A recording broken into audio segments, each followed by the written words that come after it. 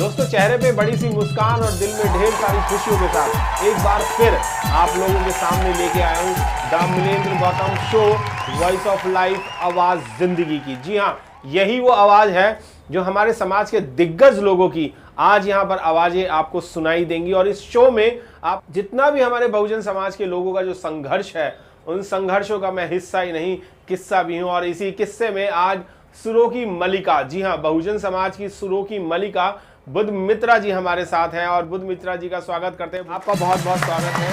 और जैवी महोदय, कैसे हैं आप?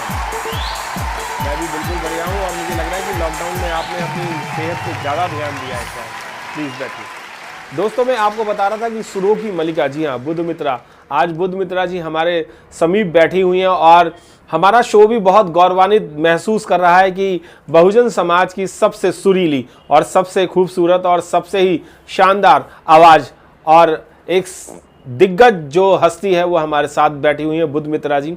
और बुद्ध मित्रा जी का the Milendra Gautam show, voice of life, आवाज़ जिंदगी की में आपका बहुत बहुत स्वागत है। बुद्ध मित्रा जी, आपको सभी लोग सुरों की मलिका कहते हैं। और जितना सुर आप लगाती हैं और जितना बेहतरीन और जितने अंदाज से आपका सुर और गाने गाते हैं आप, उसका क्या राज है? उसका कोई राज नहीं है। एक वॉइस मिली है मुझे जो कि बचपन से है। फिर उसको देखा गया, तराशा गया कि हाँ कुछ मतलब तो स्कूल टाइम में जब मैं फर्स्ट सेकंड क्लास में थी, 4 तक मैंने ग्रुप डांस किया। उसके बाद ग्रुप सिंगिंग में गई तो सब टीचर्स ने बताया कि आपकी वॉइस अच्छी है। मैं सब सेलेक्ट होती गई। फिर 6 क्लास में मुझे बहुत सारे प्रोग्राम्स आने लगे, मतलब स्कूल लेवल पर। वहाँ से फर्स्ट प्राइज़, सेकंड प्राइज़, वहाँ से मुझे पता लगा कि मैं मतलब सिंगिंग में कुछ आगे करूँगी तो शायद कुछ हो सकता है। तो ये जो गाने गाते थे, ये कौन से गाते थे? देशभक्ति गाते थे, सामाजिक गाते थे, या जागरण गाते थे, या माता की चौकी गाते थे? ये क्या चीज़ गाते थे? बॉलीवुड गाती थी। माता की चौकी तो अभी तक मैंने आज तक नहीं की है, ना जागरण किया है। बॉलीवुड सॉन्ग्स जैसे फिल्मी गाने होते हैं, देशभक्ति सॉन्ग्स होते हैं, वो गाती थी। बहुजन समाज से रिलेटेड भी आपने बहुत अच्छे अच्छे गाने गाए हुए हैं। एक चीज़ और कहना चाहूँगा, अभी आपने ये कहा था कि मुझे आवाज़ मिली है। आवाज़ तो मुझे भी मिली है, पर इतनी सुरीली क्यों नहीं मिली है? आवाज़ मिलना तो हर एक किसी को आवाज़ मिली हुई है, पर मैं भी और हर एक लड़की आपको देख करके यही कहती है कि भाई मेरी भी आवाज़ कुछ इसी तरीके की होनी चाहिए। कहाँ कहाँ गाने का आपको मौका मिला है? इंडिया में मैंने हर जगह गाने गाए हैं। पहले मैं ऑडिशंस देती थी। जैसे मैं 11th-12th में थी, पता लगा कि ऑडिशंस हो रहे हैं। बहुत उस टाइम पे 500 रुपये की एक एंट्री होती थी कि हम ऑडिशन देंगे तो आपको सिलेक्ट किया जाएगा। अगर सेलेक्ट नहीं होते हो तो 500-200 रुपीज़ हैं, वो आपके कैंसिल हो जाएंगे, वो आपको वापस नहीं मिलेंगे।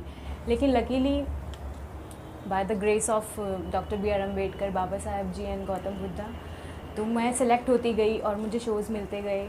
उसी से फिर पहचान बनी। बहुजन समाज में तो बहुजन के गीत गाने से शायद ज़्यादा पहचान मिली, या बॉलीवुड गाने से मिली? बहुजन जो अपने प्रोग्राम्स हैं, सामाजिक प्रोग्राम्स हैं, वो गाने से ज़्यादा मुझे फेमस हुआ। जितने भी कॉन्सर्ट हुआ करते थे उसमें आप पार्टिसिपेट भी करते थे, और आपने कुछ रियलिटी शो में भी आपने पार्टिसिपेट किया है। तो ये कहाँ कहाँ के शहर थे, कौन कौन से शहर थे? मैंने दिल्ली से ही किया है। इंडियन आइडल और सारेगामापा में किया था। सारेगामापा, इंडियन आइडल में 3rd-4th राउंड तक मैं हो जाती थी। लेकिन जो मुंबई राउंड था उसमें मुझे रिजेक्ट कर दिया गया था। कुछ कारण, कुछ स्पेशली कारण कुछ होता था? पता नहीं, ऐसा मुझे कुछ लगता नहीं है, क्योंकि मुझे जैसे बताया जाता था और भी लोगों की थ्रू कि वहाँ पे सोर्स चलता है। ऑब्वियस है कि मैं अपने आप को ही तराशने लगी, यानी कि मैं अपने आप को ही निखारने लगी, अपनी आवाज़ को ही, कि शायद मुझ में ही कोई कमी होगी। तो उसी को चलती है मैंने बहुत अच्छे से किया। सारेगामा और इंडियन आइडल तो नहीं कर पाई, लेकिन अपना ही जो एक बहुजन सिंगिंग टॉप आ रहा है उसमें मैं जज हूँ। जज है। और आप एक प्रोग्राम में और जज हैं जो लॉकडाउन के कारण नहीं हो पाया था। हाँ, वो तो मेन जिसका प्रोग्राम नाम है लाइव लॉर्ड बुद्धा म्यूजिकल बहुजन आइडल। मेरी जर्नी ही लाइव लॉर्ड बुद्धा प्रोग्राम से स्टार्ट हुई है जी। फर्स्ट हमने मेरी दादाजी की बुक है, धम्पद आचार्य भद्रशील रावत जी, उनकी धम्पद है, विमोचन हुआ था। तो वहाँ 6 जुलाई 2014 को, जी मैं था उसमें। हाँ, तो वहाँ पर हमने एक प्रोग्राम किया था बाबा साहब जी का। तो उसके बाद से फिर आपका सेकंड प्रोग्राम था, आपका सब कुछ हो चुका था, मैंने ही कॉल किया था कि सर मैं आपके प्रोग्राम में आ सकती हूँ, मुझे मौका मिल सकता है। तो वो मेरे लिए बहुत बड़ा चांस था कि उसी से ही मुझे लोग पहचानने लगे। तो आपका उसके लिए बहुत बहुत नहीं, साधुवाद की कोई ज़रूरत नहीं, क्योंकि live Lord Buddha musical programme जो है वो आप ही युवाओं का मंच है और आप जैसे कलाकारों के लिए ही वो मंच है। हम तो सिर्फ उसमें ठोक पीट करके मंच बनाते हैं और कोई कुछ नहीं। दोस्तों, मैं आपको बताना चाहूँगा कि live Lord Buddha musical programme जो 12 अक्टूबर 2014 को जो पहली बार हुआ था, उसमें हमारे सिलेक्शंस जो हैं वो सारे हो चुके थे, ऑलमोस्ट सारे ही हो चुके थे।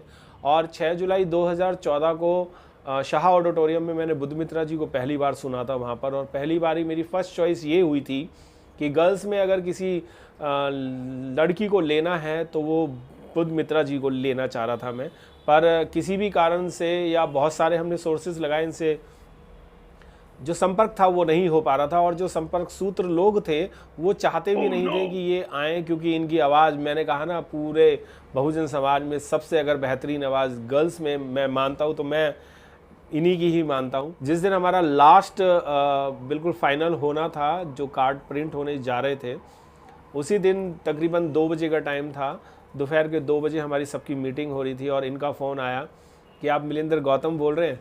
मैंने कहा हाँ मैं बोल रहा हूँ। कि सर मैंने एक फेसबुक पे ऐड देखी थी कि आप कोई live Lord Buddha musical programme कर रहे हैं।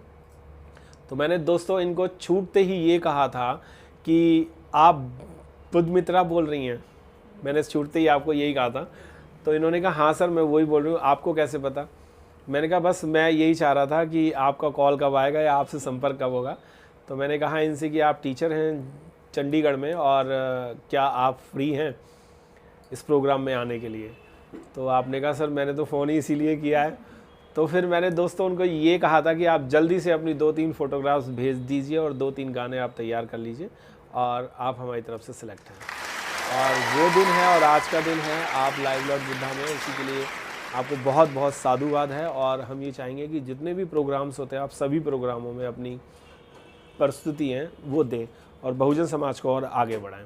उसके लिए आपके लिए बहुत बहुत साधुवाद कि आपने उस दिन मुझे फ़ोन किया, तो शायद आज हम यहाँ तक पहुँचे और आप इस शो में भी पहुँच पाए हैं। मैं एक चीज़ और जानना चाहूँगा कि आप दुबई में भी गए थे और भी कई देशों में गए हैं, तो वहाँ भी आप बहुजन समाज के ही गाने गाते थे? नहीं, वहाँ पे बहुजन समाज का एक भी अभी नहीं हुआ है प्रोग्राम, बॉलीवुड प्रोग्राम किए थे मैंने। अच्छा, बॉलीवुड प्रोग्राम थे। तो वहाँ जितने भी समाज के जो प्रोग्राम होते हैं उसमें जाने में आने में कुछ प्रॉब्लम नहीं होती? सामाजिक प्रोग्राम में हाँ बिल्कुल होती है। कई बार ऐसा होता है कि वो लोग किराया भी नहीं दे पाते, या तो स्थिति ऐसी होती है, आर्थिक स्थिति, हम आप सबको पता है कि आर्थिक स्थिति अभी हम लोगों की ऐसी नहीं है कि हम लोग बहुत लाखों का प्रोग्राम कर लें। लेकिन मेरी कोशिश ये होती है कि पहले देखा जाए कि हाँ वो प्रोग्राम किस लायक है। अगर अच्छे लेवल का है, वो हमें किराया दे सकते हैं तो बिल्कुल उन्हें देना चाहिए। लेकिन कहीं जगह ऐसा होता है कि वो नहीं है इस स्थिति में कि वो हमें किराया भी दे सकें, तो उस वक्त हमने अपने पैसे भी लगाए हैं किराए। लेकिन मेरा यही कहना है कि अगर आपकी स्थिति अच्छी है, आप अच्छे, क्योंकि आजकल जो हमारा समाज है सरकारी नौकरी पे है, पढ़ भी रहा है, बिजनेस भी कर रहा है, आगे बढ़ रहा है, तो ऐसे छोटे छोटे प्रोग्राम्स कंट्रीब्यूट करके उन्हें कराने चाहिए। और जिस तरह से टेंट वालों को या म्यूज़िक वालों को, डीजे वालों को आप पैसे देते हैं, उसी तरह से आपको म्यूजिशियंस और सिंगर्स को भी बिल्कुल देने चाहिए। क्योंकि अगर सामाजिक लोग जो हैं वो अगर समाज का ही काम करते रहेंगे तो उनकी तो बैंक खाली हो जाएगी, और जब आर्थिक रूप से वो सही नहीं रहेंगे, आने जाने के लिए भी पैसे नहीं होंगे, तो अब तो वो इतने कोर्स चले तो टाइम की भी वैल्यू बहुत है। बहुत अच्छा लगा आपसे मिलके। और मैं आपसे ये भी जानना चाहूँगा कि मैंने सुना है आपकी शादी हो गई है और आपके हस्बैंड जो हैं उनका नाम आनंद जी है, तो आनंद जी के बारे में कुछ बताइए, कैसे मिले और कहाँ मिले? मिले हम ये कि मेरे नाना जी और उनके फादर फ्रेंड थे, तो आना जाना था घर पर, तो वो IAS की प्रिपरेशन करने दिल्ली आए हुए थे। बहुत ही अच्छा एक किस्सा है कि हम दोनों के लिए लड़का लड़की ढूंढा जा रहा था। तो जब उनके लिए लड़की ढूंढी जाती थी तो मेरे घर वाले जाते थे, और जब मेरे लिए देखने के लिए, और मेरे लिए जब लड़का ढूंढा जाता था तो वो भी जाते थे, आनंद जी भी और मेरे पेरेंट्स सब। ये बहुत ऐसा फिल्मी सीन है कि एक दूसरे के लिए लड़का ढूंढा जा रहा है, लड़की ढूंढी जा रही है, बगल में लड़का और शहर में ढंडोरा, वो जो कहावत है वो रही है आपके साथ। तो आप भी आनंद जी के लिए लड़की ढूंढने जाया करती थी? मैं कभी गई नहीं। अच्छा, यानी आपके पेरेंट्स वगैरह जाए। फिर आनंद जी को भी और पूछते हैं कि कितने लड़के उन्होंने देखे और कैसे दिखे। मेरे दूसरे दिग्गज मेहमान जो हैं वो हैं आनंद गौतम जी, जो कि हस्बैंड हैं बुध मित्रा के, और मैं उनका स्वागत करता हूं कि वो आए यहाँ पर। और बहुत बहुत साधुवाद सर, जय भीम, नमो बुद्धाय। और कोरोना को दूर रहे, कोरोना को दूर रखो और अपने को पास रखो। दोस्तों मैं बताना चाहूँगा कि IAS की तैयारी करते करते इन्होंने बहुत सारे सामाजिक कार्यक्रम इस तरीके के किए हैं जो समाज को ज़रूरत है, और अगर आप इनकी आवाज़ और इनके अंदाज और इनके शब्द सुन लेंगे तो बिल्कुल IAS की जो परीक्षा है वो शायद टॉप कर सकते हैं। और स्वागत है सर आपका, और मैं चाहूँगा कि आपसे ही कुछ ऐसी खट्टी मीठी बातें हो जो लोगों को भी पता चले। और मुझे अभी पता चला कि मैडम बता रही हैं कि आप इनके लिए खुद लड़का देखने जाया करते थे और शादी आपने कर दी, ऐसे कैसे कर दिया? जी, पहले तो thank you so much to inviting us at your show. Thank you so much and Jai Bhim to you and all your viewers. So जैसा कि अभी बुध मित्रा जी ने बताया, होता ऐसा था कि हमारी फैमिली जो है दोनों की वो काफ़ी सालों पुरानी जान पहचान है, लगभग 40-45 साल की। तो मेरे जो पिता हैं और इनके जो नाना जी हैं, हमारे जो नाना जी हैं, तो वो दोनों ही मिशनरी थे, दोनों एक ही सर्कल के हैं।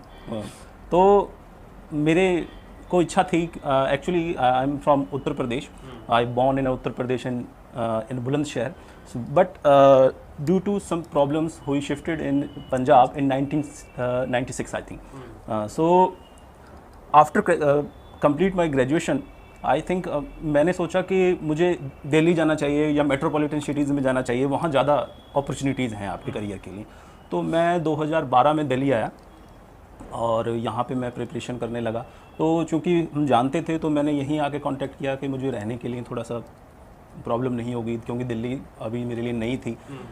तो उसके बाद मैंने यहाँ शुरू किया और अपना जो भी मेरी पढ़ाई लिखाई थी, कोचिंग थी उसके, तो फिर ऐसे धीरे धीरे करते हुए, हालांकि अभी मैं to be very frank UPSC तो नहीं हो पाया, लेकिन केंद्रीय विद्यालय में मैं भी as a social science teacher हूँ। तो फिर जैसा साथ आप UPSC की भी तैयारी कर रहे हैं? तैयारी कर रहा हूँ मैं, स्टिल आई एम प्रिपेयरिंग। और फिर जैसे जैसे उम्र बढ़ी तो शादी की बात चलने लगी घर में। तो बुध मित्रा के घर में उनकी शादी की चलती थी और मेरे घर में मेरी की होती थी। तो ऐसा कई बार होता था कि मैं पापा जी के साथ और मदर के साथ, जैसे अभी हम रेल कोच फैक्ट्री कपूरथला में हैं, तो वहीं पर कई बार हम गए थे बुध मित्रा जी के लिए लड़का देखने के लिए, तो मैं भी साथ में होता था। तो फिर लकीली शायद तो लड़का आपको पसंद नहीं आता था या बुध मित्रा जी को नहीं पसंद आता था? नहीं, वो तो पेरेंट्स देखते थे, तो शायद कोई कुछ भी कारण हो सकता है, तो वो बात जमती नहीं थी। तो शायद मेरी उनके साथ शादी हो रही थी।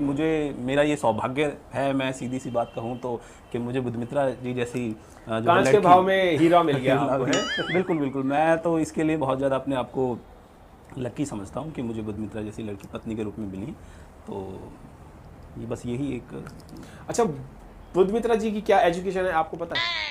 देखिए, ऐसा उल्टा हो गया है।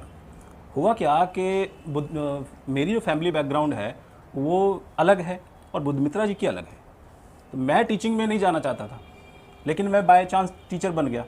बुध मित्रा जी की I think 3rd generation teacher का प्रोफेशन में है। इनके दादाजी जो हैं, हमारे दादा जो हैं, वो दिल्ली गवर्नमेंट से प्रिंसिपल रिटायर्ड हैं। फादर भी केंद्रीय विद्यालय में हैं और हमारे चाचा हैं, वो भी केंद्रीय विद्यालय में वाइस प्रिंसिपल हैं। तो इनका फैमिली बैकग्राउंड था टीचिंग में। ये भी टीचर रही थी, तो इसलिए इनको भी टीचर रही हैं। जी जी जी। तो ये भी MA B.Ed हैं इंग्लिश में, और ये भी मेरे साथ 1 साल आई थिंक रही थी। उसके बाद इन्होंने अभी छोड़ दिया है। तो इनका म्यूजिक में ज़्यादा इंटरेस्टेड है, तो मैं भी कोई ऐसा फोर्स नहीं करता, मैं बोलता हूँ। यानी कि आपकी दोनों की एजुकेशन जो है वो ऑलमोस्ट ठीक ठीक है, सेम सी है। जी जी। तो उन्होंने तो आपकी एजुकेशन को ठीक से बैलेंस बना रखा है जी। क्या सिंगिंग में भी आपने बैलेंस बना रखा है? नहीं, हाँ बिल्कुल, मेरा है कि भाई देखो, अगर जिस चीज़ में आपको इंटरेस्ट है उसी में अगर आप आगे बढ़ोगे तो अच्छा कर सकते हैं। तो इनका शुरू से सिंगिंग में रहा है, तो मेरा पूरा फुल सपोर्ट है इनके लिए। ये आपकी तारीफ में कह रही हैं? हो गया है आपका सुर अच्छा। अब देखिए, आप पूछ रहे हैं तो मैं बता देता हूँ कि सिंगिंग में मुझे जो है ऐसा कोई इंटरेस्ट नहीं है, लेकिन मैं गा सकता हूँ अच्छा, क्योंकि मेरे फादर और मेरे ग्रैंडफादर जो थे वो अच्छे सामाजिक सिंगर थे। और चलिए, अब किस्सा आ गया तो मैं बता देता हूँ कि लोगों के घरों में उनकी मम्मी या उनके फादर या उनका कोई जो दादी हैं, वो उनको परियों की कहानियाँ सुना के बड़ा करती थी या सुनाती थी। हमारे घर में इसका उल्टा होता था। हमारे घर में हमारे दादाजी या हमारे पिताजी जो मिशनरी थे, तो तो हम उनके गाई हुई कविताएं, उनके गाए हुए गाने, उन मिशन की बातें सुन सुन के बड़े हुए।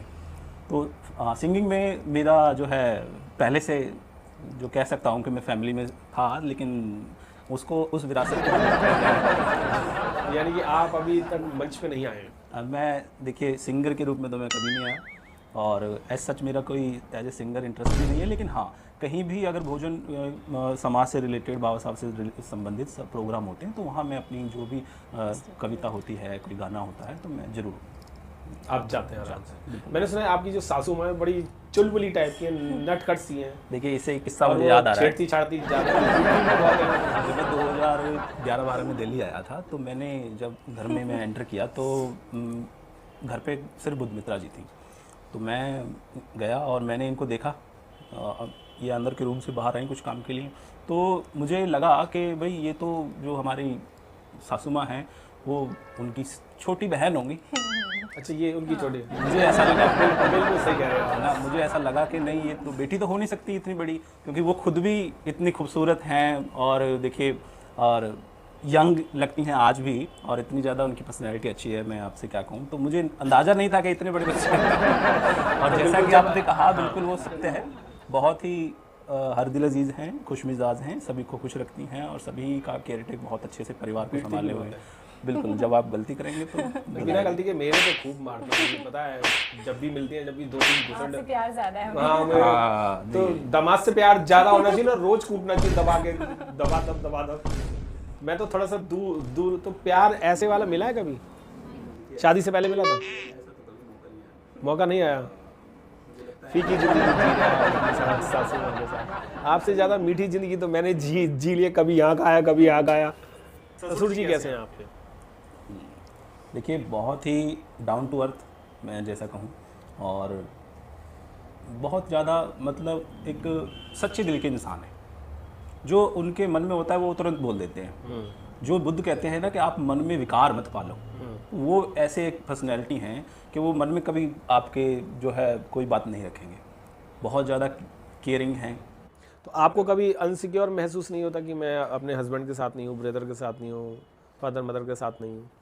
तो बहुजन समाज में खासकर आपको अनसिक्योर होता है या नहीं होता? समाज में तो मुझे बिल्कुल कभी नहीं हुआ, क्योंकि ऐसा लगता है अपने परिवार की फैमिली गेट टुगेदर में जा रही हूँ मैं। तो शुरू से ही निकली हूँ मैं, शुरू से ही गई हूँ, तो मुझे अकेले जाने की आदत है। हाँ, कॉम्प्लीमेंट्री कोई मिल जाता है तो वो और अच्छी बात है, लेकिन मैं हमेशा से अकेली ही गई हूँ प्रोग्राम्स वगैरह में। और रही बहुजन समाज वाली बात, तो मैं बहुत एकदम सेफ हूँ वहाँ पर। बिल्कुल सेफ है। ये बहुत अच्छी बात है कि हमारे बहुजन समाज में बुद्ध मित्रा जी नहीं और सभी महिलाएं जो हैं वो बिल्कुल सेफ हैं। और किसी को भी इस तरीके का मैंने आज तक नहीं सुना कि हमारे बहुजन समाज की महिलाओं के साथ कभी भी कुछ मिसबिहेव हमारे बहुजन समाज वालों ने ही किया हो। अदर समाज तो हालांकि उल्टा सीधा बोलता ही है, और वो हर किसी ना किसी की हर चीज़ आदत है, क्योंकि पांचों उंगलियां एक सी नहीं होती। मैं एक चीज़ और जानना चाहूँगा कि जितने भी बहुजन समाज के कार्यक्रम होते हैं वहाँ पर बहुत सारी प्रॉब्लम्स होती हैं। कन्वेंस की प्रॉब्लम होती है, आने जाने में बहुत ज़्यादा प्रॉब्लम्स पड़ती है। कभी कोई गांव देहात में जाना पड़ता है, कभी इस शहर कभी उस शहर। कभी ऐसा भी आपके साथ हुआ है कि एक एक दिन में आपके पास एक से ज़्यादा प्रोग्राम रहे हैं, एक या दो से ज़्यादा? हरियाणा की बात है, प्रवीण बरसी जी के साथ हमने लगातार 1-2 महीने लगातार शो किए हैं। मतलब हम सो भी रहे हैं तो गाड़ी में सो रहे हैं, खा भी रहे हैं तो वहाँ जाकर खा रहे हैं कुछ। तो ऐसा हुआ 2-3 महीने लगातार हुआ। लाइक जब बाबा साहब जी का जन्मदिन होता है, भीम जयंती आती है 14 अप्रैल को, तो उस समय हैक्टिक हो जाता है प्रोग्राम्स का। एक मॉर्निंग शिफ्ट कर रहे हैं, फिर आफ्टरनून में, फिर इवनिंग में, एक नाइट में 4-4, 5-5 प्रोग्राम्स हमने दिए हैं एक बार। कभी ऐसा भी होता था कि सेम टाइमिंग के भी प्रोग्राम मिल रहे हैं और कुछ कैंसिल करने पड़ते थे, क्योंकि एक टाइम में 2 जगह तो नहीं हो सकते? तो क्या लाइव नहीं हो सकता कि चलो जी हम वीडियो कॉन्फ्रेंसिंग उससे वहाँ पर स्क्रीन लगवा दो, यहाँ गा रहे और वहाँ का भी काम हो जाए? होना चाहिए ना। तो लाइव लॉर्ड बुद्धा में हम कोशिश करेंगे कि इस तरीके से भी कुछ काम किया जाए। कभी अगर बाई चांस आप नहीं हुई और कहीं और महत्वपूर्ण जगह गई हो तो कोशिश करेंगे, ये आइडिया अच्छा रहेगा। मैं आपकी मदर के बारे में भी जानना चाह रहा था कि अभी आनंद जी ने बताया कि आपकी मदर और आप बिल्कुल दोनों बहनें लगती हैं। जी बिल्कुल। तो क्या दिखने में ही बहनें लगती हैं छोटी बड़ी, या बिहेवियर में भी ऐसी हैं, या वो तुम्हें 2 चांटे लगाती हैं खींच चल ये कर ले वो कर ले वो कर ले? आज तक एक भी थप्पड़ मैंने नहीं खाया मम्मी से आज तक। और आनंद जी इनके थप्पड़ हमें पड़ रहे हैं, यानी कि इनके बाट के थप्पड़ हमें पड़ जाते हैं। जो इनको नहीं हुए ये आपको भी नहीं पड़े, आपके भी बांट के मैंने भी खाए। चलिए। औरों ने भी खाए हैं, मैंने बहुतों को देखा है। कोई अगर पैर भी छूड़ा तो धप से मारती हैं, हाँ ठीक है। मम्मी हमारी बहुत ही अच्छी हैं, प्यारी हैं। हम लोग ऐसे फ्रेंड की तरह, मेरे को बाहर इतने मेरे सच फ्रेंड नहीं हैं बहुत ज़्यादा। हाँ स्कूल फ्रेंड्स थे, लेकिन कब तक उनसे बात करते रहो फ़ोन पे भी। अभी मैं जो भी बातें होती हैं, लाइक शो पे गई हूँ तो एक एक चीज़ बताती हूँ, ये ऐसे हुआ ऐसे हुआ, मुझे बता एक क्यूरियोसिटी रहती है, नहीं आज ये हुआ है तो मम्मी को जाके बताना है। जैसे चुगली करने वाली फ्रेंड्स होती है ना, तो हम लोग ऐसे अपनी बातें शेयर करते हैं। यानी गॉसिप भी करते हो तो आप अपनी मदर से करते हो, तो गोलगप्पे भी खाने होते तो उन्हीं के साथ खाते हो। चलो ये तो बढ़िया है। और पिज़्ज़ा खाना होता है तो मम्मी पिज़्ज़ा खाती है। हाँ, तो फिर आनंद जी को घेरना पड़ता है। आनंद जी एक बार आप बारिश में पिज़्ज़ा ला रहे थे मेरे लिए, पर लाया नहीं, ये गलत बात है, दोबारा ले लूँगा मैं आपसे। मैं इसी के साथ आपके सामने एक दिग्गज चेहरा और यहाँ पर लाने की कोशिश करता हूँ, और उसमें देखते कितना चुलबुलापन या कितनी शरारतें होंगी। शायद आनंद जी और बुद्धमित्रा में जितनी चुलबुलापन और शरारतें नहीं है, शायद उनमें हो सकती हैं। और मैं बुलाना चाहूँगा अनीता बौद्ध जी को, जो बुद्धमित्रा जी की मदर हैं और आनंद जी की सास हैं, और मेरी फेवरेट। मैं इस कड़ी में एक और दिग्गज चेहरा जोड़ रहा हूँ जिनका नाम है अनीता बौद्ध जी, और मैं चाहूँगा कि वो आ रहे हैं और आप सभी लोग उनका स्वागत करें। अनीता बौद्ध जी, मैं आपको बताना चाहूँगा कि अनीता बौद्ध जी मेरी बहुत ही फेवरेट है, और कई बार मैंने थप्पड़ भी खाए, आज कभी खाने को मिल गया है, और ना ही मिले तो बहुत बढ़िया। आज आपको भी दिखाऊंगा कि अगर ये फेवरेट है, माँ और बेटी दोनों ही फेवरेट हैं। और मेरे साथ आ जाइए, और आपका बहुत बहुत स्वागत है दामिलेंद्र गौतम शो में, जो कि आज आप यहाँ आएंगे। आपका बहुत बहुत साधुवाद। बिल्कुल, बुद्धमित्रा जी की मम्मी का बहुत बहुत स्वागत है। अनीता बौद्ध जी हमारे बीच में आ चुकी हैं, और मैं आपसे ये जानना चाहूँगा कि इतना खूबसूरत नायाब हीरा आपने कहाँ से पा लिया? सबसे पहली बात तो मैं ये कहूँगी, आपको धन्यवाद कहूँगी कि आज तक मुझे किसी ने नहीं बोला जन्मदिन पर बुद्धमित्रा का जन्मदिन होता है तो सब बुद्धमित्रा को ही विश करते हैं। ये पहले आदमी मिलेंद्र जी हैं। आपके लिए भी बहुत बहुत साधुवाद कि आपको मेरी ये बात बहुत अच्छी लगी, धन्यवाद। मैं ये कह रहा था, ये नायाब हीरा लाए कहाँ से? हम भारतेंदु और अनीता से, हम दोनों के बीच का ये मुझे पता था तुम इसी के लिए बात कर रहे हो। मैं तो आनंद जी की बात कर रहा था कि आनंद जी कहाँ से ले आए हो। आनंद जी, हमारे घर में परंपरा चली हुई है कि सब जमाई अच्छे हैं। मेरे पापा बहुत अच्छे जमाई थे, फिर मेरे आपके पति भी बहुत अच्छे जमाई हैं। हाँ जी, जो मेरे पति हैं वो भी बहुत अच्छे जमाई हैं। जो आनंद जी हैं, मोना के पति हैं, वो भी बहुत अच्छे। एनर्जी कहाँ से आती है? जो एनर्जी है वो कहाँ से आती है काम करने जो की? मेरे महापुरुष हैं उनकी वजह से मेरे को आती है कि।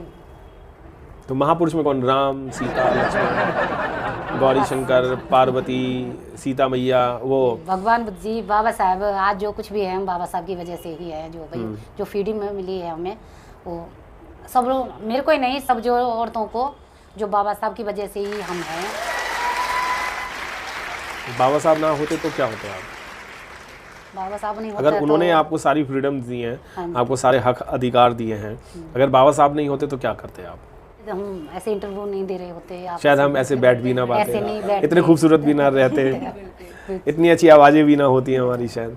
मैं दोस्तों बताना चाहूँगा कि महिलाओं को सबसे ज़्यादा जो अधिकार मिले थे, वो सबसे ज़्यादा अधिकार महिलाओं को ही मिले थे। वो इसलिए मिले थे क्योंकि उनको खाने पीने, बैठने, ओढ़ने, चलने, पढ़ने, लिखने का भी कोई अधिकार नहीं था।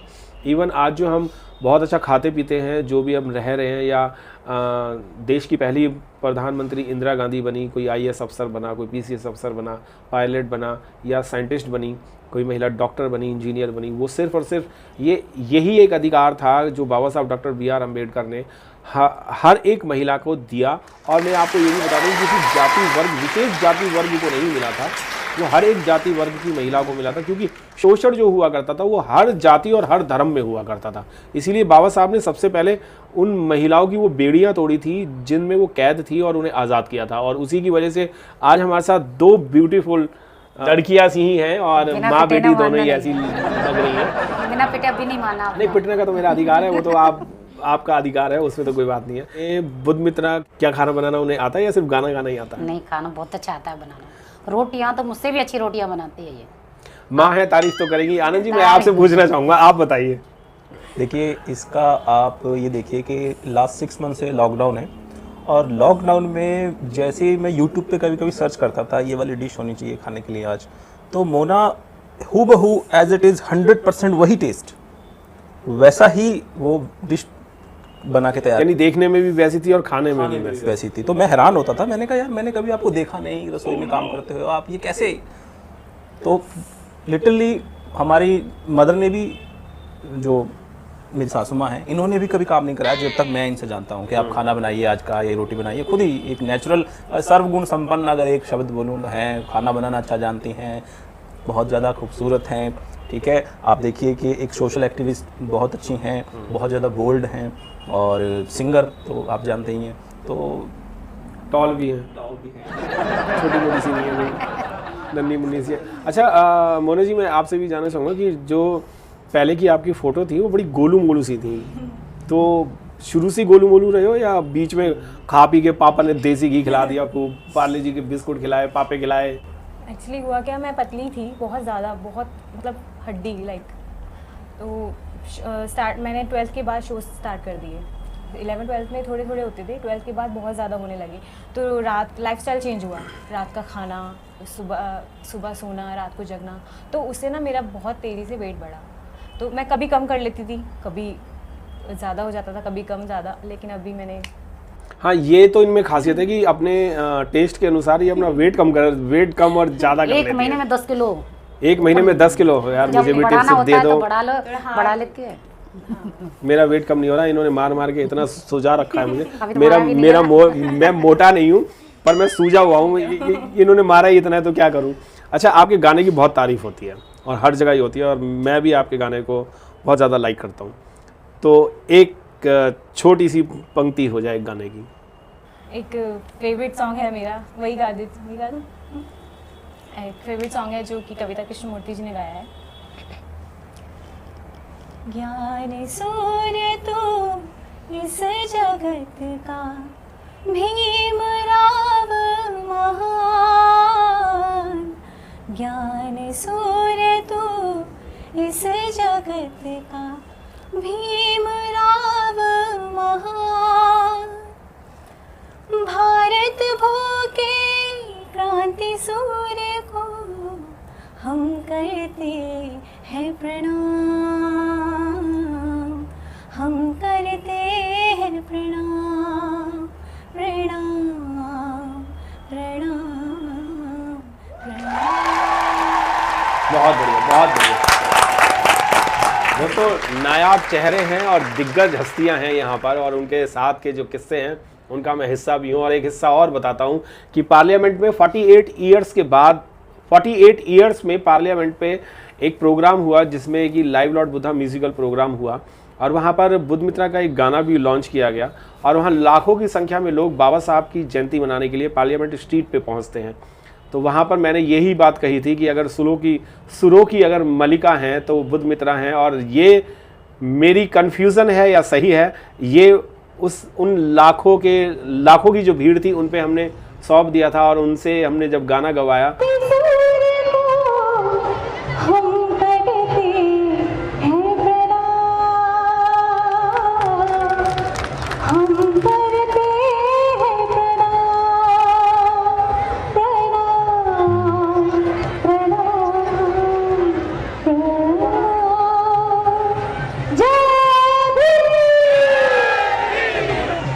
तो सभी ने यही कहा था कि वाकई में बुद्ध मित्रा जो हैं वो सुरों की मलिका हैं हमारे बहुजन समाज की। एक बार उनके लिए जोरदार तालियां जरूर हों।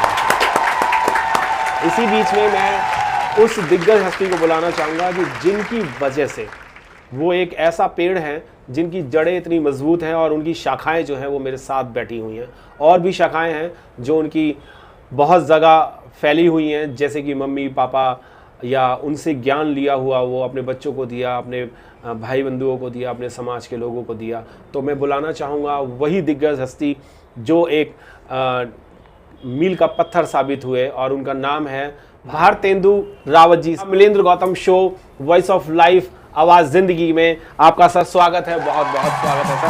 और सबसे पहले बता दें कि सर स्कूल के टीचर ही नहीं है, बाकी के बहुत सारे लोगों को सामाजिक टीचिंग उन्होंने बहुत दी है, और वो हमें जो जान पड़ता है वो यहीं से पता चलता है कि उनके दामाद भी इसी तरीके के हैं, उनकी बेटी भी उन्हीं इसी तरीके से है, और उनकी जो वाइफ है वो भी सामाजिक तौर पे सभी पूरा परिवार पूरा खानदान जो है वो लगा हुआ है। और जो इनके पिताजी हैं वो तो ऐतिहासिक इंसान हैं, उनको हम यहाँ पर कभी ज़रूर बुलाएंगे और आप लोगों से सुनाएंगे। सर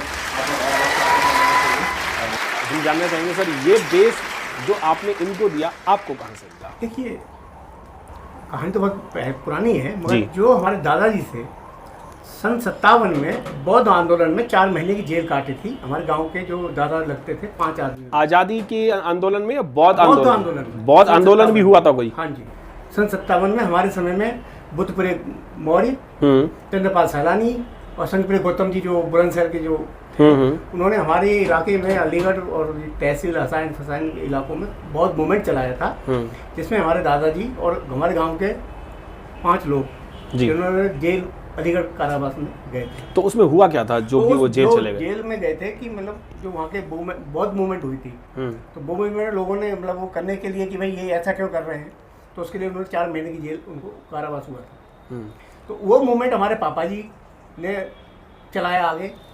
अगर हम देखा जाए तो हम 57 से ही बौद्ध धर्म के पारंगत अनुयायी हैं। जी जी जी। उसी से हमारे पापा जी से संस्कार हमें मिले, वही संस्कार हम अपने बच्चों को दिए। वो आगे जाकर के संस्कार जो है अपने आप ही फलीभूत होते हैं। यानी ये चौथी या 5वीं पीढ़ी है अब? हाँ जी, हमारी चौथी पीढ़ी है जो बुद्ध धर्म में पहले से ही है। से चली आ रही है। तो यानी कि आपका समय खराब नहीं हुआ, वो जो 15-20 साल या 20-25 साल जो वो टन टन टन टन घंटी बजाने में होता है वो समय खराब नहीं हुआ? कभी आडम्बरों में पाखंडवाद में कभी नहीं पड़े ना। आज तक हमने किसी बच्चों को काला धागा, काला टीका या काला कोई जो भी मतलब जो लोग काला, लाल, नीला, पीला, हरा, गुलाबी, कभी हाँ, नहीं किया। जी। और हम लोग अभी भगवान तथागत की कृपा से, बाबा साहब के आशीर्वाद से हम फल फूल हैं, संपन्न है सभी, कोई दिक्कत नहीं है। हम 4 भाई और 1 बहन है और सभी बुद्धिस्ट परिवार से जुड़े हुए हैं। और हमें भी जो आगे जो आनंद जी मिले हैं वो भी आगे बहुत परंपरा से, बहुत परिवार से मिले हैं। तो इसलिए हमारा जो जीवन है बड़ा मधुर चल रहा है कि कोई दिक्कत नहीं है, किसी में कोई ऐब नहीं है। सबसे बड़ी चीज़ ये होती है आज के समय में ऐब नहीं होना। बिल्कुल। क्योंकि नशा, ये झूठ चुगली फूल की जो चीज़ें हैं, जैसे अगर हम कहें तो हम पंचशील पर पूरे अनुसरण कर रहे हैं पूरा। हमारे जो परिवार से हैं, जो हमारे ससुर जी थे वो भी मतलब सन 56 से वो भी इसी मूवमेंट में जुड़े हुए थे। और तो हमारी बातचीत होती थी तो वो बताता था कि हम आपके गांव में भी गए थे बहुत मूवमेंट में। जी जी जी। जो चला था उस समय पे, तो बताते थे तो हम भी सुनते थे। मतलब ये परिवार भी हमारा पूरा उसी समय से ही जागरूक है। जी Anand ji, sorry to interrupt. जो हमारे नाना जी हैं वो सन 64 में जो मोर्चे लगे थे रिपब्लिकन पार्टी ऑफ इंडिया के तहत, और होशियार सिंह अशोक उनका नाम है, और वो भी उस समय पे जेल उनको कारावास हुआ था। ये हुआ ऐसा था कि जो बाबा साहब अम्बेडकर की पार्टी थी, रिपब्लिकन पार्टी, उसके जो मेंबर्स थे, उसके जो कार्यकर्ता थे, उन्होंने मांगे रखी थी। लगभग 14 मांगे थी। जैसे बैंकों का राष्ट्रीयकरण होना चाहिए, जो अभी ये बैंक सारे के सारे 19 बैंक थे पहले राष्ट्रीय, तो उनको सरकारी बैंक घोषित किया गया। जो प्रिंसली स्टेट थे उनको जो प्रीवी पर्स दिया जाता था, उनको पेंशन दी जाती थी भारत सरकार की तरफ से, उसको बंद करवाने की मांग थी। और जो हमारे भूमिहीन मजदूर वर्ग था उसके लिए ज़मीनें जो हैं खेती-बाड़ी दी जाए उनको, ताकि वो अपनी रोज़ी रोटी चला सके। इस तरह की मांगें थी, तो उसमें उन्होंने जेल काटी थी। तो बड़ा सौभाग्य है कि हम ऐसे परिवार से हैं और हमें विरासत में वो चीज़ें मिली हैं, तो हम तो अपने आप को बहुत ज़्यादा गौरवान्वित महसूस करते हैं। और यही आगे हमारी कोशिश रहेगी कि इस कारवां को हम और आगे जाके लेके जाएं। क्रांतिकारी लोग हैं। और बात कहूँगी मैं, पिताजी जब हम छोटे से थे तो पिताजी कहते थे जैसे स्कूल में मतलब हर को लड़कियों को नहीं पढ़ाते थे, तो मेरे पिताजी ने मेरे को मेरी मम्मी से, मेरी दादी से, सबसे झगड़ा करके मतलब सब मना करा सबने, फिर मुझे पढ़ाया। और मेरे से यही कहते थे जब सुबह निकलते थे कि बेटा जय भीम बोलो, कहीं पे डोलो। वाह, बहुत बढ़िया, बहुत बढ़िया। ये मेरे पापा जी का नारा है कि जय भीम बोलो, कहीं भी डोलो। ये तो मैं भी कहता हूँ, जय भीम बोलो, कहीं भी डोलो। तो और आज पता चला कि मैंने कहाँ सुना होगा, शायद यहीं से सुना होगा। हाँ, आज के टाइम में हमें तो जैसे इसके पापा कोई वो नहीं था भाई बुद्ध मित्रा कुछ भी कर सकती है, इसको अपना पढ़ सकती है, सिंगिंग कर सकती है, ऐसे मेरे लिए भी कोई वो नहीं थी, कोई बाउंडेशन नहीं थी, कोई बाउंडेशन नहीं थी कोई भी। और वहाँ के आसपास के स्कूलों में 12 गांव में ना 12th मैंने की थी अपने समाज। अरे वाह, बहुत बढ़िया। ये हमारे बहुजन समाज की कोई महिला भी 12 गांव में पहली बार इतनी वो हुई, उतरी लोग। MA हिस्ट्री है। एमए हिस्ट्री है, गुड, बहुत बढ़िया। मैं आपसे भी जानना चाहूँगा, सिंगिंग तो आप बहुत करते हैं, पर सिंगिंग आपने कितने लोगों के साथ की है जो आपके साथ गाने में जो पार्टनर बने हो? सेलिब्रिटीज़ और बहुजन समाज के भी? समाज के प्रवीण बरसी जी के साथ की है, मिलंदर जी के साथ की है और शशि भूषण भैया जी के साथ की है, राजू भारती जी के साथ की है, संजू आरजे भैया, एबी टोहानिया भैया, और सतविंदर वीर जी हैं, सतविंदर आज़ाद वीर जी, उनके साथ की है, आर जोगी जी के साथ की है, नरेंद्र खेड़ा जी के साथ की है, उनका लिखा गाना मैंने गाया है जो कनाडा में है, तो इन सब के साथ की है। आनंद जी, मेरे साथ भी आनंद जी के साथ भी। यानी मुझे मिला के 1 दर्जन से भी ज़्यादा लोगों के साथ आपने गाना गाया है, बहुत बढ़िया। और अगर हम सेलिब्रिटीज़ की बात करें जो बॉलीवुड के जो होते हैं, उनमें से किसके साथ की है? सेलिब्रिटी के साथ मास्टर सलीम जी, तरुण सागर जी, शमशाद बेगम जी, सलमा आगा जी, क्योंकि बपी लहरी जी, कल्पना चावला जी, ये सब आए थे। कल्पना चावला जी वो सिंगर हैं, नरेंद्र चंचल, हाँ, उनसे अवार्ड मिला था मुझे, नरेंद्र चंचल जी से अवार्ड मिला था। और नरेंद्र चंचल जी, सोनू निगम जी के साथ किया है, और बहुत सारे सेलिब्रिटीज़ हैं, अभी एकदम से याद भी नहीं आ रहा। अगर आपको कोई बॉलीवुड सॉन्ग अगर मिले तो आप गा सकते हैं? हाँ, एक किस्सा बताती हूँ। कैलाश मासूम जी ने मुझे मुंबई बुलाया था, हम बात कर रहे थे कि doctor B are Ambedkar ji और बाबा साहब जी, मतलब बाबा साहब जी और भगवान बुद्ध जी के ऊपर एक एल्बम बनाते हैं।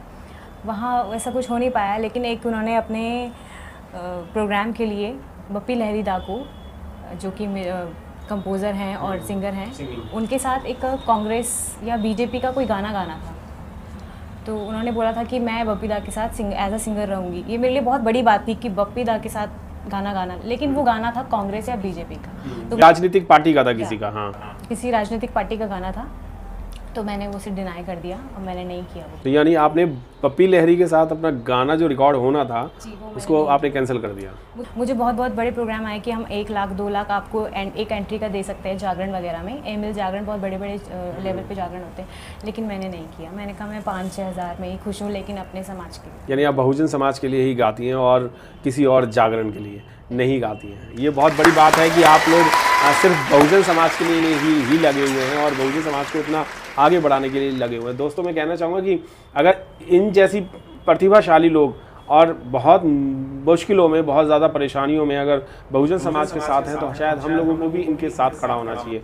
और बिल्कुल सही बात कही थी कि अभी थोड़ी देर पहले बुद्ध मित्रा जी ने कहा था कि भाई अगर हम टेंट पे अपना पैसा खर्च करते हैं, साउंड पे पैसा खर्च करते हैं, खाने के भंडारे पे पैसा खर्च करते हैं, फूलों पे पैसा खर्च करते हैं, झंडे पंचशील के लगाने पर हम पैसा खर्च करते हैं, तो अपने समाज के जो एक्टिविस्ट हैं या सिंगर हैं या बैंड हैं, इन लोगों को हम लोग इन लोगों पे क्यों नहीं एक छोटा सा बजट बनाते हैं कि हम इनको भी आने जाने का खर्चा दें, क्योंकि अगर खर्चा हम आने जाने का इनको नहीं देंगे तो ये भी हर जगह नहीं जा पाएंगे। और मैं तो बहुत ज़्यादा ही अप्रिशिएट करूँगा इस पूरी फैमिली को कि इस पूरी ही फैमिली ने ग्रैंडपा से ले करके और दामाद तक और आने वाले जितनी भी पीढ़ियाँ उनके लिए भी इन्होंने एक अच्छी पौध लगा दी है। उसके लिए सर सबसे पहले तो आपको साधुवाद है कि आपने वो बीज बोया है, जो बीज आपको मिला, जो फल आपको मिला, वो आपने आगे भी पौध लगाई है। उसके लिए बहुत बहुत धन्यवाद सर। कभी मन में डाउट नहीं होता कि बहुजन समाज में गाना गाने जा रहे हैं, बीहड़ों में भी जा रहे हैं? देखिए, बाबा साहब ने हमें जो मार्ग दिया है वो प्रशस्त मार्ग है। आंख बंद करके आप चले जाइए, आपको कहीं विघ्न बाधा नहीं होगी, अगर आप पक्के अम्बेडकरवादी हैं तो। जी, अगर आपके मन में कहीं भी डाउट है तो वो फिर आपका कभी भला नहीं हो सकता। बिल्कुल नहीं हो सकता। आप निडर रहिए, बिल्कुल आपकी सफलता आपके कदम चूमेगी। तो इसलिए मुझे कभी डर नहीं हुआ जब भी जा रही है। कभी बार मैं नहीं होता तो मैं छोड़ आता था और अकेले आ जाते थे, कई बार नहीं होते तो अपने आप अपने या मम्मी के साथ चले गए। कुछ मतलब ऐसी कोई हमने बच्चों को बाउंड्री से नहीं रखी कि भाई आप ऐसा काम मत करो। ये है। अगर जानने की कोशिश करें कि बहुजन समाज ने आपको कितना प्यार किया या कितना लाइक किया, तो आप क्या कहना चाहेंगे कि बहुजन समाज ने आपको प्यार किया या नहीं किया? चाहते हैं या नहीं? कितना सम्मान मिला है? आज मैं जो भी हूँ वो बहुजन समाज की मतलब की वजह से हूँ। अगर एक परसेंटेज निकाली जाए कि आपको बहुजन समाज ने नेग्लेक्ट कितना किया, लाइक कितना किया, या लोगों ने ईर्ष्या भावना जो दिखाई, जेलेसी की भावनाएं थी, वो कितनी परसेंट थी? क्योंकि बहुजन समाज में भी बहुत सारी चीज़ें ऐसी हैं, क्योंकि बुद्ध ने कहा है कि 5 उंगलियां एक सी नहीं है और हर इंसान एक सा नहीं है। हम 5 लोग यहाँ पर बैठे तो हमारी सूरत भी एक सी नहीं है, शक्ल भी एक सी नहीं है, इवन हमारे कपड़े भी एक से नहीं है। तो हर चीज़ बदली हुई है, चेंज होती है। तो अगर हम परसेंटेज की बात करें तो ईर्ष्या की भावना कितने % रही है आपके प्रति? किसी भी फील्ड के हों, चाहे वो एक्टिविस्ट हो, सिंगर हो, चाहे मंच बनाने वाले हों, ऑर्गेनाइज़र हों, चाहे बैंड वाले हों। अगर बहुजन समाज की, हम सिर्फ बहुजन समाज की बात करें तो मैं बात करूं कि ईर्ष्या की, तो प्रेम दो, आप 10% दो, 20% दो, 30% दो, और आपसे वो 100% भी ईर्ष्या कर रहा है ना, लेकिन आप उसे प्रेम दे जा रहे हो, तो वो ईर्ष्या प्रेम में बदल जाएगी। तो क्या पता ऐसा हो कि उन लोगों ने मुझसे ईर्ष्या की हो, या मैं कुछ कभी उनकी बातों पे खरी नहीं उतरी हूँ। जैसे कुछ चीज़ थी शादी को लेके, शादी में कुछ हुआ था, वो मैंने एक एंजॉय के लिए किया था। एक चीज़ मुझे जो पसंद था मैंने पहना, लेकिन कुछ लोगों को वो कुछ आडंबर लगा, तो उसके हिसाब से मैं कह रही हूँ कि उनको वो गलत लगा। लेकिन मेरे हिसाब से वो एक एंजॉय था, एक मेरी कहते हैं शौक़ था। तो उसको मैं ईर्ष्या नहीं बोलूँगी, उसको मैं ये बोलूँगी कि उनका नज़रिया अलग था, मेरा नज़रिया अलग था। लेकिन उसके बाद मैंने उनको अच्छे से समझाया कि ये नहीं था, वो नहीं था, तो मैंने उन्हें प्रेम दिखाया। अगर मैं भी उन्हें गुस्से से दिखाती, तुम कौन हो मुझे बोलने वाले, या मैं तो ऐसे ही करूँगी, तो वो ईर्ष्या डबल हो जाती। लेकिन मैंने उन्हें प्रेम दिखाया, तो प्रेम से वो समझे भी कि वो ऐसे है, तो वो ईर्ष्या अब नहीं रही है। 100% मुझे प्यार मिलता है, और मैं चाहती हूँ, आशा करती हूँ कि यही प्यार मुझे आगे मिलता है। बहुत बढ़िया, 100% प्यार मिलता है। और हम भी चाहेंगे कि आपको पूरे बहुजन समाज से ही नहीं, पूरे भारत से ही नहीं, पूरी दुनिया से आपको प्यार मिलता रहे, और ऐसे ही आप आगे बढ़ते रहें। दोस्तों, मैं बताना चाहूँगा कि आज जो मेरे साथ दिग्गज हस्तियाँ यहाँ पर बैठी हैं, बुलाने के लिए तो एक थे, पर हमने 3 दिग्गज हस्ती उनके साथ इसलिए बुलाई क्योंकि पौध से पौध आगे बढ़ती है, और जब पेड़ की जड़ें मजबूत हो तभी फल बढ़िया आते हैं, और पेड़ जो है वो कई सालों तक टिका रहता है। और बिल्कुल बुद्धमित्रा जी ने एक बात बहुत अच्छी बताई कि अगर हम कोई हमसे अगर ईर्ष्या करता है और हम उससे ईर्ष्या नहीं करते, और हम उसे बार बार प्यार दे रहे हैं और सम्मान दे रहे हैं, इज्जत दे रहे हैं, तो एक बार दोबारा अपना हृदय परिवर्तन करते हुए वो आपके साथ बोलेगा। और बुद्ध ने यही कहा था कि बैर से बैर कभी समाप्त नहीं होता, और अगर आप बैर किसी से करेंगे तो वो भी बैर करेगा, आप भी बैर करेंगे, तो वो बैर कभी समाप्त नहीं होगा। बहुत बहुत साधुवाद, बहुत बहुत धन्यवाद कि आप लोग आए हमारे साथ। और लास्ट में जाते जाते मैं आपसे एक चीज़ और सुनना चाहूँगा कि आप अपना सबसे बेहतरीन, चाहे वो बॉलीवुड हो चाहे बहुजन समाज का हो, एक गीत जरूर सुनाएं। मेरा बहुत ही पसंदीदा गीत है, लता जी द्वारा गाया हुआ। ये क्या बात है आज की चांदनी में कि हम खो गए प्यार की रागनी में। ये बाहों में बाहें, ये बहकी निगाहें, तो आने लगा जिंदगी का मज़ा। ये रातें, ये मौसम, नदी का किनारा, ये चंचल हवा, कहा दो दिलों ने कि मिलकर कभी हम न होंगे जुदा। ये रातें, ये मौसम, नदी का किनारा, ये चंचल हवा। इसी जी आपसे एक गाना और हम सुनना चाहेंगे जो बहुजन समाज में आपने एक सिंगर के साथ गाना गाया है, उसका नाम लेना भूल गए आप, मन्नू गौतम। और मन्नू गौतम जी जिस अंदाज से गाना गाते हैं, जिस तड़क भड़क से गाना गाते हैं, ऐसा ही कोई गाना सुनाइए। भीम की हूँ, मुझे किसी का डर नहीं, मैं दीवानी भीम की हूँ, मुझे किसी का डर नहीं। नजर मिलाए मुझसे कोई, नजर मिलाए मुझसे कोई, किसी में इतना दम नहीं, मैं दीवानी भीम की हूँ, मुझे किसी का डर नहीं। और एक पंजाबी सॉन्ग है मेरा, मैं तीहा बाबा साहब जी दी चक देंगी फट्टे, अख देंगी कट ज मैनू टेढ़ा टेढ़ा तके। मैं तीहा बैणा, मैं तीहा बाबा साहब जी दी चक देंगी फट्टे, मैं तीहा बैणा साहब जी दी चक देंगी फट्टे।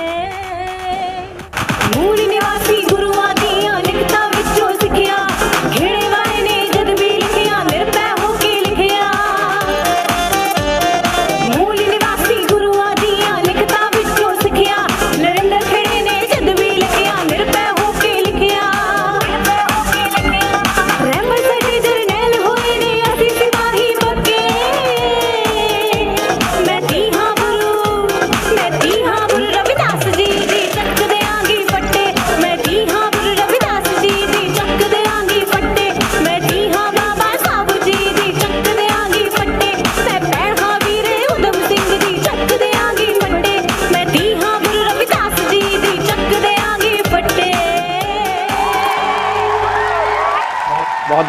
बहुत ही शानदार। और आप सभी का बहुत बहुत साधुवाद है कि आप हमारे शो में आए हैं जिसका नाम है the Milendra Gautam show, voice of life, आवाज़ ज़िंदगी की। और मैं बताऊं, ये जो आवाज़ ज़िंदगी की है, यही वो आवाज़ें हम दिखाना चाहते हैं आप सभी को कि पिछला क्या रहा है और आगे क्या होने वाला है और बीच में हम किस स्थिति में रहे थे, वही चीज़ हम दिखाना चाहते हैं। और बुध मित्रा जी की आवाज़ आपने सुनी होगी, अगर आप और भी इनकी आवाज़ सुनना चाहते हैं तो बुध मित्रा इवेंट्स पे जा करके इनके सारे सॉन्ग्स जो हैं वो सुन सकते हैं। और live Lord Buddha musical programme पे भी जा करके आप इनके गाने सुन सकते हैं। और मैं आपको बता दूं, देश की किसी भी राज्य की भाषा हो और किसी भी भाषा में गाना हो तो बुध मित्रा जी उसमें पूरी संपूर्ण तरीके से उस गाने को गा सकती हैं। और ये एग्जाम्पल और ये जो बात है, ये मैं अतिशोक्ति वाली बात नहीं कह रहा हूँ, क्योंकि कितनी ही भाषाओं में बुध मित्रा जी ने गाना गाया हुआ है। और एक चीज़ और बताना चाहूँगा कि बुध मित्रा जी की एक फ़िल्म लॉन्च होने वाली है जिसका नाम है 21वीं सदी। और उस 21वीं सदी की फिल्म के बारे में भी थोड़ा सा जानने की कोशिश करेंगे, आखिर ये 21वीं सदी है क्या? ये 21वीं सदी हमने इस चर्चा में बनाई, चर्चा करके बनने के बाद ये हुआ कि बाबा साहब जी की जीवनी, भगवान बुद्ध जी की जीवनी पे हर कोई मूवी बना रहा है, लेकिन 21वीं सदी यानी कि बाबा साहब जी के बाद हमने क्या काम किया और क्या नहीं किया, उसके ऊपर ये फिल्म है कि हमने कैसे परिवर्तन लाया बाबा साहब जी की विचारधाराओं पर। मेन रोल है मेरा, उसमें इंदु नाम है, जो कि एक बाबा साहब जी की विचारधाराओं पे और भगवान बुद्ध जी की विचारधाराओं को आगे बढ़ा रही है समाज में। और उसको लोग प्रताड़ित कर रहे हैं कि ये लड़की है और लड़की कभी भी इतना बोलती नहीं है, आगे नहीं बढ़ती, तो ये लड़की होकर इतना क्यों बोलती है। लेकिन मुझे अधिकार पता लग चुके हैं जो बाबा साहब जी ने दिए हैं, तो उसके खिलाफ लड़ाई है ये पूरी मूवी। तो ये मूवी है कितने घंटे की? ये 2 घंटे की मूवी है। 2 घंटे। और बनी कहाँ पर है? ये हरियाणा में बनी है, जगह जगह। तो आपके साथ को स्टार कौन मेरे साथ प्रवीण बरसी जी हैं, हरियाणा के सभी कलाकार हैं, संजय आरजू भैया, एबी टोहानी भैया और सभी, मतलब जो भी छोटे कलाकार, बड़े कलाकार, सभी वो उसमें हैं। यानी जितने भी हैं वो सारे हरियाणा से ही आपको लिया और दिल्ली से स्पेशली आपको लिया गया। ये भी बहुत बड़ी बात है कि दिल्ली से स्पेशली बुध मित्रा जी को इस फिल्म के लिए लिया गया, उसके लिए बहुत बहुत साधुवाद। और हम सिर्फ एक सम्मान के तौर पे इनको एक बुद्ध की मूर्ति भेंट कर रहे हैं, ये आप सभी के लिए है, क्योंकि इसी बुद्ध की वजह से हम लोग आज यहाँ पर हैं और इन्हीं बुद्ध को हम आपको चाहते हैं कि आपको मैं चाहती हूँ ये शुरुआत और आगे जाए और वहाँ तक जाए जैसे कि चैनल्स पे आता है coffee with Karan, Kapil Sharma show. ये हमारी शुभकामनाएं हैं। हाँ, और आपका बहुत अच्छा प्रयास है जो ये आप चला रहे हैं, आपका जो शो है Milendra Gautam life of voice of life, और आपने हमें बुलाया उसके लिए बहुत बहुत धन्यवाद। और हम चाहते हैं कि और ज़्यादा बढ़े लेवल पर शेयर करें, सब्सक्राइब करें चैनल को। और